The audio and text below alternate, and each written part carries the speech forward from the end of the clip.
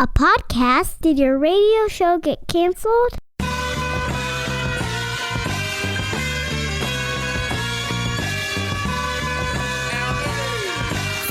Fire.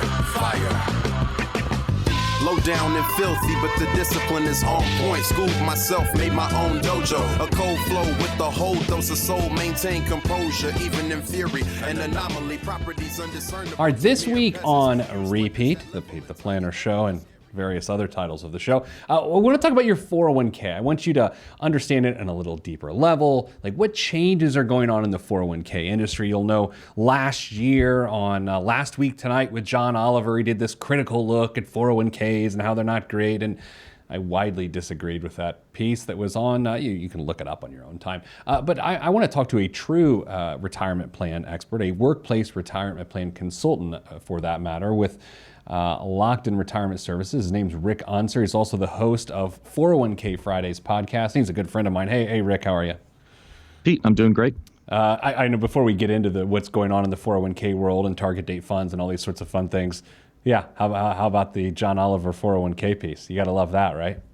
Yeah, that was a nice drive-by shooting. Yes, it was not great. It was not great. So, by the way, if you want to know what I'm talking about and you're listening right now, go look it up on YouTube or whatever. John Oliver, 401k, whatever. And I disagree with 95% of it, and it was pretty misrepresentative of how things work. But that's okay. Rick, what are the hottest trends right now in 401k? I know sometimes as participants in a 401k, and I'm a participant in a 401k, those changes sort of just happen to us and we don't get a vote necessarily. So what are some of these changes happening right now?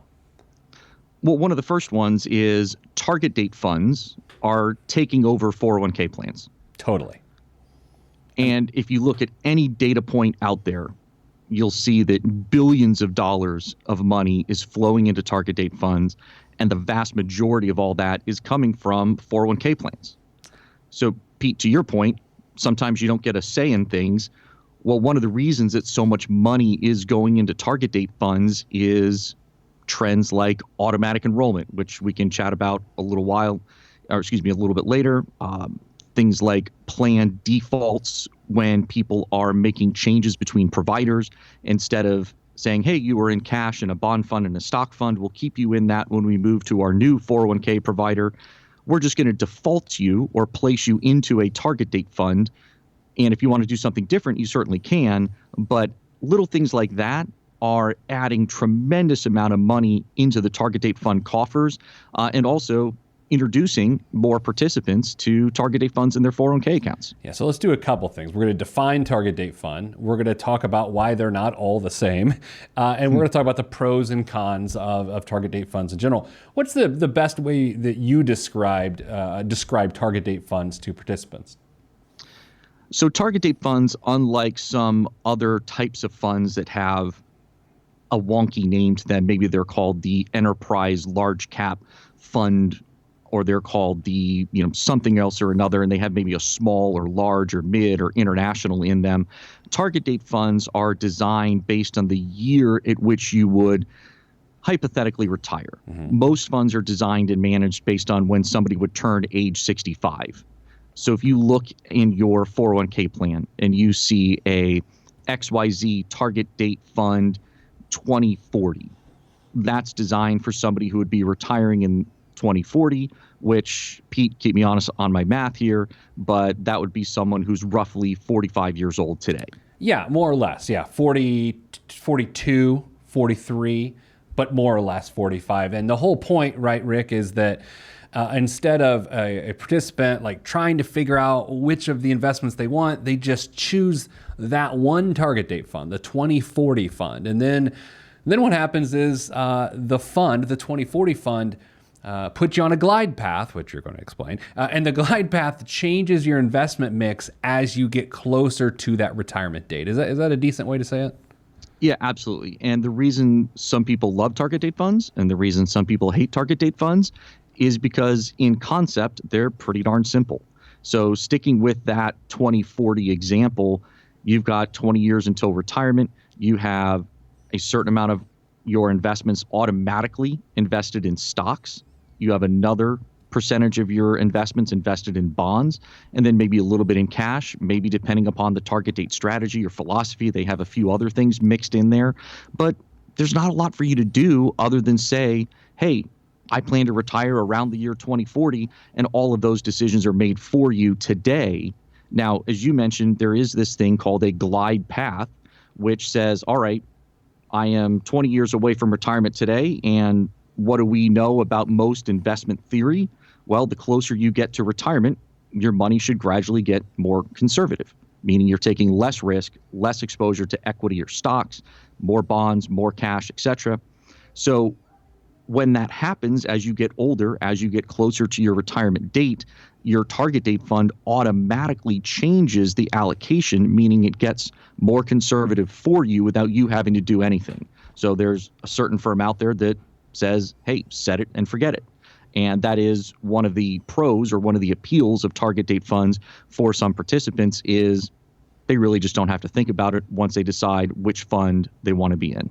Yeah, there's a couple things there that occur to me. Number one, and we'll get to this in a second, but the idea that it's almost as though a person's individual risk tolerance doesn't matter anymore when it comes to target date funds. So we'll get to that comment here in a second. But then the other thing is you can easily see how two different target date funds with different companies can be vastly different because the glide paths can be different. And I'm just picking a number out of the air here. Let's say at age 65, one target date fund says we prefer you be 30% in bonds, 80 or 80% in stocks. That would be 110%, Rick. 70%. You're the math guy. I'm depending on you to do the numbers here. Yeah, so you know what I mean? But like then another one could say, no, we want people at 40% of bonds in age 65. So those two glide paths, those two asset mixes will create vastly different outcomes for people. So when a 401k committee, which is the group of people at the company you work for that help choose which investments are within your 401k, Rick, that's a lot of responsibility because just two different target date funds from two different companies can give such different results. Yeah, and one of the things I like to say to the committees that I work with is you've seen one target date fund, you've seen one target date fund. Yeah, exactly. And not everybody gets that, but one of the slides that we use is this really ugly, and it's very offensive to the eyes, but it's a bunch of lines just running across the page, and somebody looks at that and goes, did you give a crayon to a kid and just tell him to go crazy on the page?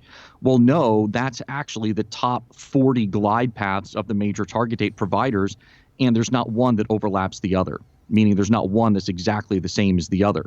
Some start out, I'll go backwards here. Some start out when you're young with much higher exposure to equities, some as high as 95% in equities, some maybe around 70% in equities. And then, Pete, to your point, as you get closer to retirement, then everything diverges from there. Some people stay in more aggressive, higher equity glide paths for a longer period of time. Some don't make changes very quickly. Some change very quickly. So it really is very, very, very different in the way that target date funds are constructed. And for those retirement plan committees or fiduciary committees, whatever word you want to ascribe to them, who are making decisions, if they're not familiar with some of the differences, it is tough to really tell the difference between one fund and another. And unfortunately, what a lot of people do is just look at performance. And whether that's an end user, a plan participant, or whether that's a committee, that's the lowest common denominator that a lot of people resort to, as well as fees. And those things are not always the best way to evaluate a target date fund because, hey, you know what, Pete? The target date funds that have the best performance right now, as we sit here in mid-2018, guess what? They're probably not going to perform as well over the long term in terms of, aren't necessarily going to perform as good over the long term. Yeah, maybe not. But the ones that have the best performance today are also the ones that have the most equity exposure to them along their glide path.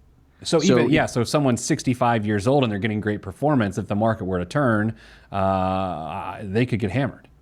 Absolutely. So, somebody to your point who's 65 and goes, all right, I got it. I'm going to retire in 2020. Okay, now let me look at all these different target date funds I could choose from, either in my IRA or I'm going to select the one in my 401k, whatever the case is. And they're looking at, this one has the best performance of the bunch, so let's do that. Well, unwittingly, just based on the market environment we're in right now, they very well could have selected one of the most aggressive target date strategies out there in the market, because they don't take that extra time or just aren't equipped with the tools to look at and evaluate how does their design or glide path either vary or have a different construction than others that are available to them. Yeah, there's a couple additional points here. Number one, these target date funds were created, I don't know, a decade ago maybe? Does that sound about right? Oh, no, you're absolutely right. And I chuckle about this every now and then because target date funds got their popularity from the Pension Protection Act, which was passed back in 2006. Okay, 12 years and ago. by the time all those provisions that Congress and everybody else created and signed off on, it became law. And by the time some of these provisions got implemented into 401k plans, it was 2008. Yeah. So target date funds existed prior to 2008, but they were really this kind of novelty strategy that not many people used. And then all of a sudden, this Pension Protection Act came out and said, hey, we think target dates are a good thing. We're going to give a plan special fiduciary protection if they implement them as a default investment within their plan. So lo and behold, a lot of plan sponsors said, yes, we now love target date funds. And what else do we know happened in 2008 when target date funds started gaining in popularity? The market died. The market died. You know, so, I think about what happened before 2008, I guess before 2006 for that matter. You start your job, you are allowed to sign up for the 401k, you sign up, they give you your investment lineup, and like millions and millions, tens of millions, hundreds of millions of people, you go, I don't know what the hell to do, right? And so that became this like, I have no idea what to choose. I have an option of 30 funds. How am I supposed to construct a portfolio? Do I go all or nothing? People didn't know. And so the target date funds were meant to bring this level of simplicity. But Rick, what I think they've done is a couple things. Number one, they're incredibly complex behind the scenes, as we just talked about. But what they've done is they've created a scenario in which it's almost as though a person's individual risk tolerance no longer matters, that we're only going to manage money based on time horizon. How and why is that? So that's a great point. And you're absolutely right. To the extent that your employer has selected a target date series for you, they're not looking at your specific risk tolerance. Hopefully what they're looking at is they're looking at some statistics within your plan, and they're looking at things like average account balance, average age. Those elements are all very important as employers start thinking about what target date they should align with. But that is one of the cons of target date strategies, is that, hey, you're kind of lumped in with everybody else who falls within an age band that should be in with that specific vintage of target date fund or that particular year that fund is managing towards as a retirement year. Now, what I will tell you, and this is where the geek in me kind of has some fun, and I've talked a lot about this on my podcast, there's a lot of very big philosophical differences between how target date funds are designed. Some funds are designed to take more risk because they align better with plans that employers feel like our participants are not saving enough. We have lower average account balances. We have participants that need every advantage that they can through extra risk in the market to earn an extra return that will help supplement maybe a savings deficiency or low average or low account balance. Yeah, but there seems to be a fundamental, in my opinion, and please disagree, there seems to be a fundamental flaw with that thinking, though, because if people are behind, and I'm going to make a broad, horrendous generalization here, if people are behind the eight ball in terms of savings, maybe their financial education level isn't as high as we'd like it to be. So it seems putting them in risky portfolios where they may not understand the ramifications of risk reward in the market, this seems like that could have a negative impact, especially during tough times when they might bail and, of course, break the cardinal rule of investing and sell low and then buy back at high. And you've hit on one of the points that I think is a little bit underestimated in the market right now by employers, by plan fiduciaries, in that target date funds, as we talked about, were really launched in 2008 in any type of popularity or mass adoption. And they were launched at the beginning of, obviously, this collapse in the market, the collapse in the financial system, which, albeit the devastation was large, but it was also pretty quick. So, I mean, we hit bottom in March of 2009.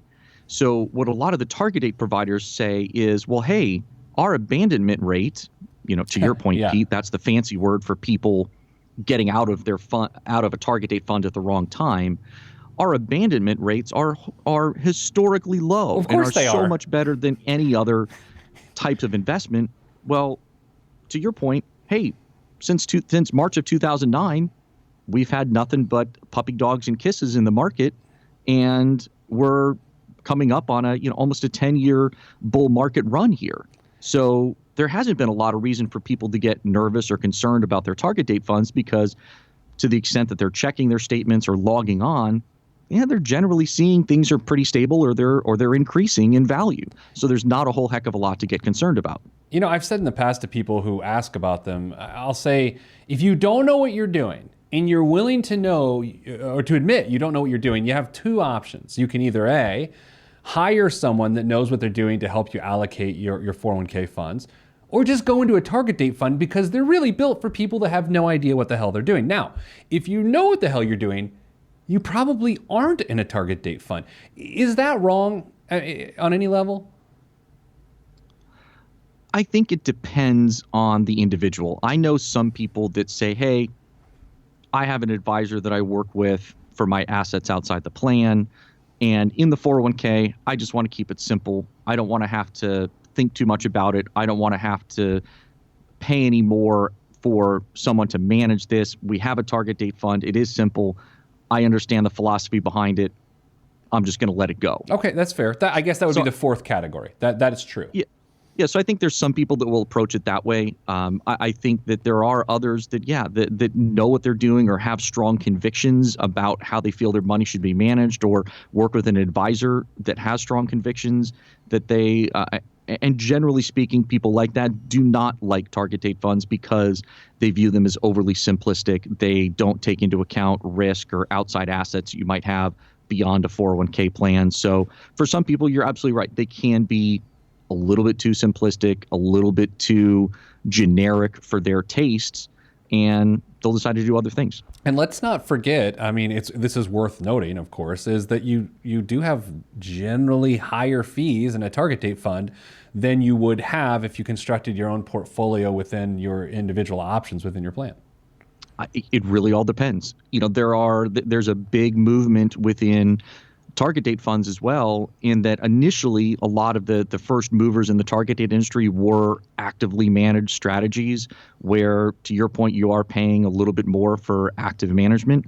But over the last couple of years, the vast majority of that money that's been flowing into target date funds has been flowing into passive or index-based strategies, where some of the fees for being in a target date fund are, high single digits in expense ratio or low double digits. So, 6, 7, 8 basis points, maybe 12, 14, 16 basis points, somewhere in that range. So if you're looking at just raw investment management costs, there are some fairly fee efficient target date strategies out there. Now, there might be some additional costs layered in on that, depending upon how your 401k plan is structured and how other fees are being accounted for. But there are some target date strategies out there that are very fee conscious, if you're okay with the trade-off that what you're getting is passive or index-based management. Yeah, we talked about investment committees a little earlier, and again, this is generally a group of your coworkers that Rick, volunteer their time to help put the investment options within your plan that you get to choose from. Is that a succinct way to say what they do? Yeah, and the way a lot of companies structure it is they have certain positions that de facto sit on the committee. CFO. Exactly. So, your chief financial officer, your vice president of human resources, your general counsel, your vice president of finance or operations, or the titles will vary, but typically there's going to be 3 to 5 people that are going to sit on that committee and make decisions about your retirement plan that should be in your best interest and should be guided and motivated in a way to help you save more money and have a better chance of successfully reaching your retirement goals in a timely fashion. All right, so I'm going to frame this in the most positive way possible because there's a way to ask my next question that's really judgmental. I think that the committee has an incredible challenge because oftentimes, especially with someone with a financial mind like a CFO, the way they make decisions with their money and how they understand money is so vastly different than the people they're making decisions for that I feel like mistakes can be made because of a disconnect between how you should do it and how people do it. And Rick, from what I've seen in doing this for quite some time, is I think sometimes the investment committee gets themselves in trouble because they don't fully understand the financial realities of the people they're making decisions for. How do you feel about that? You're uncomfortable. I agree with you, but I also have seen some amazingly breathtaking exceptions. Of course. Where I feel like there are some committees in some very challenging demographics, meaning where, when I say challenging demographics, I'm talking about where you have large workforces of lower paid employees, where you have large workforces where people are moving in and out of jobs fairly quickly, high turnover, et cetera. That's tough. Yeah, no, it's absolutely tough. But I think there's some committees that I've worked with over the years that are amazingly in tune with the realities of their workforce and do not want to overcomplicate things, want to make decisions that are going to help them join the plan, save, get invested, start their journey to retirement. But Pete, to your point, I absolutely agree, and this is something I've talked about on my podcast as well, is sometimes you've got, and let's just pick on the CFO for a minute. Please do. Sometimes you've got the CFO sitting in an ivory tower who has been through years and years and years of financial training, who is very well equipped with what's going on in the market, very well equipped with investment concepts. And you talk about some simplistic strategies to help the average employee. And, well, hold on a second. Doesn't everyone know they need to be contributing in the 401k plan up to the match? Why wouldn't anybody do that? That doesn't make sense. Or, of course, you need to invest more aggressively when you're young. Everybody knows that. Why do we need a target date fund to help someone realize that? So you definitely can see those, those two extremes. And I think that one of the values of having a committee is, and a good functioning committee is, while you might have someone on the committee who has that viewpoint, there are others hopefully on the committee that can say, well, yes, I understand what you're saying. Here's the reality of our workforce. And hopefully you can find a little way to meet in between. What other trends are going on right now? What sort of changes could a person potentially see come 2019, changes that were made in their plan the last few months of 2018? Yeah, and Pete, I think this one will maybe hit it. I think one of your soft spots, and this kind of all wraps up under the theme of you can't invest your way out of a savings problem. Yeah. One of the biggest movements that we've seen within retirement plans over the last several years is the introduction of what the industry calls auto features. And what that means is automatic enrollment, automatic contribution increases. So for the average employee in English, you might be put into your retirement plan without you having to do anything. So whether it's at your next open enrollment, which for a lot of people I know are coming up as you set your elections for your health insurance or dental insurance, what a lot of companies either could do or maybe will redo is say, hey, if you're not in the 401k plan today, come January 1st, unless you tell us otherwise, we're going to put you in the 401k plan. We're going to start you out at a 6% contribution rate. And if you still don't do anything, next year, you're going to have an automatic increase, meaning your contribution rate will go from 6% to 7%, and then eventually to 8, 10%, et cetera. So what is that doing? It's helping more employees kind of get over that inertia point of moving from not being in the plan to in the plan, saving, hopefully getting an employer match if your employer has one, and on your path to retirement maybe sooner and more purposefully than if you had been left to your own devices to make those decisions on your own. Yeah, love hate's a little strong. Bittersweet, I don't know. Hot, cold, maybe. I think those are great. I feel like they involuntarily change people's behavior. I think to have a successful retirement, though, a voluntary, purposeful shift in behavior is necessary. And so I know within our industry that over the last few years, people really are pleased with some of the changes in contribution levels via these auto programs. But I have to say, they are part of the solution, but by no means even a majority of the solution, right? I agree. And I heard somebody say this the other day and I think it made a lot of sense in my head, is a lot of what goes on in the 401k plan is creating revelations or kind of making light bulbs go off in people's heads. So to your point, automatically enrolling somebody in a plan, defaulting them or placing them in a target date fund, increasing their contributions over the years, maybe that makes a light bulb go off for somebody that says, wow, okay, I actually have a 401k balance now. I'm getting a statement. Maybe I should do something with this. Maybe I should learn a little bit more about how it works. Maybe I should talk to somebody and get a little more information about how I should be saving for retirement. What other things in my life should I be doing?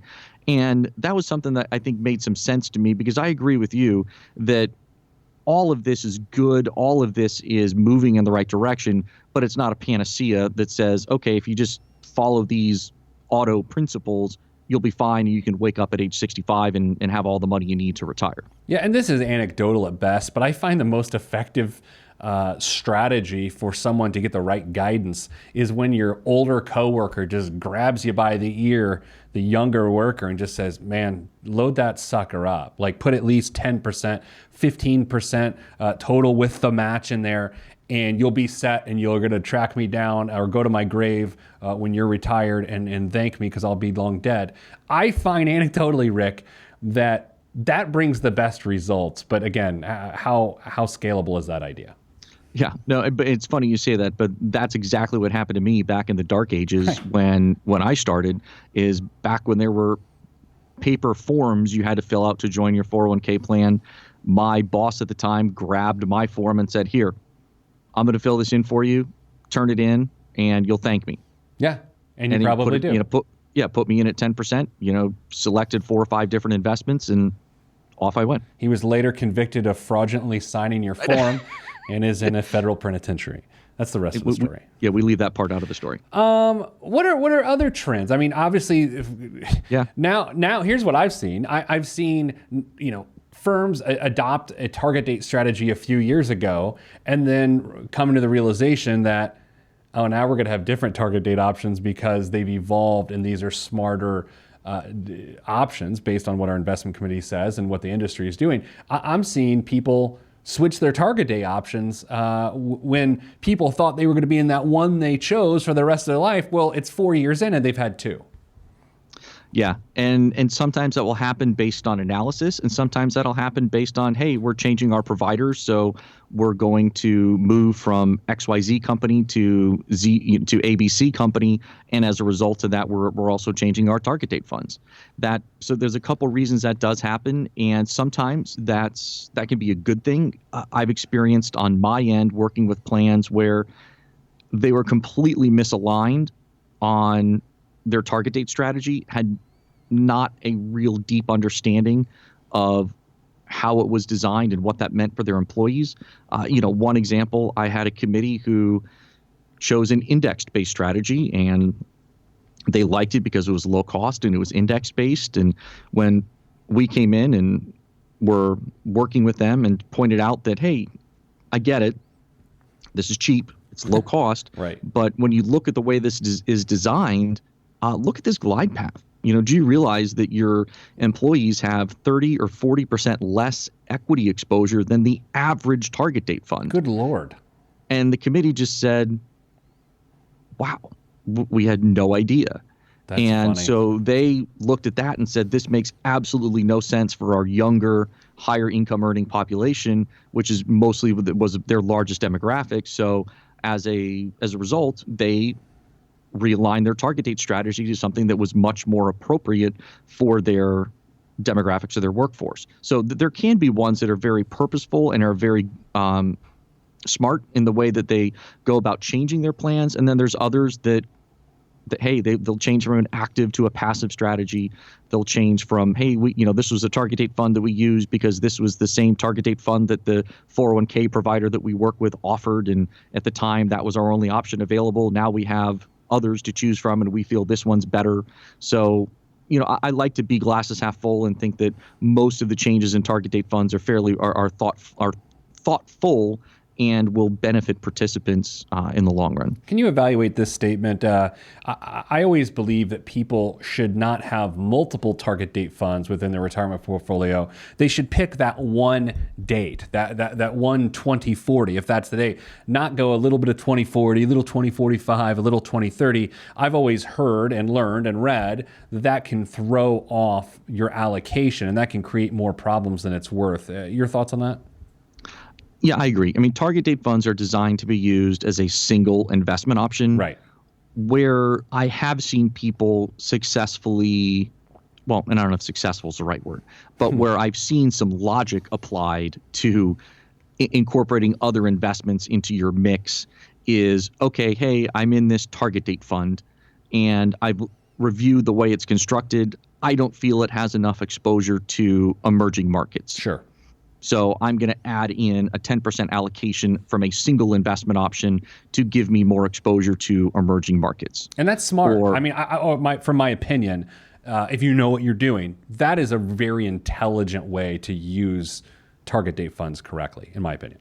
I agree. So, but coming back to your point, because you're not sure what target date fund to choose, don't hit the select all button. Yeah.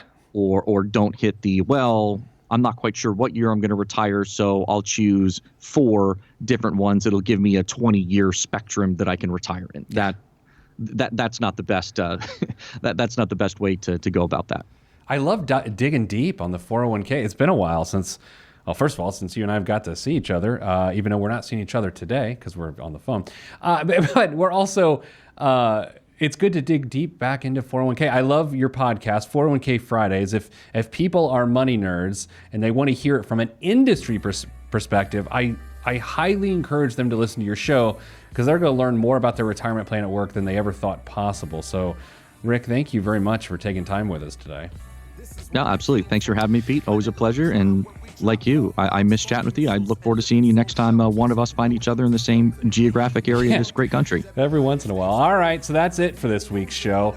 Next week, we'll have another special guest, and then back to taking your money lives one person at a time, 1 week at a time, digging through them, fixing them. It's what you asked for, and it's coming back. I'm Pete the Planner, and this has been RePete.